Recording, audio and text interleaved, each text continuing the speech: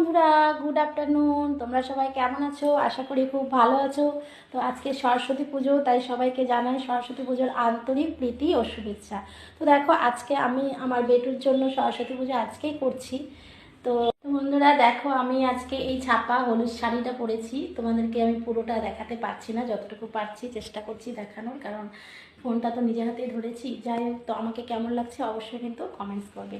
আর দেখো, আমি মোটামুটি রেডি করে নিয়েছি পুজোর সামগ্রী যা যা লাগবে। এই দেখো, ফল জাস্ট কাটলাম, নৈবেদ্য, আর এখানে সব কিছু রয়েছে। এই দেখো আমার ঠাকুর। তো ঠাকুরটা কেমন হয়েছে অবশ্যই কিন্তু সেটাও কমেন্টস করে জানাবে।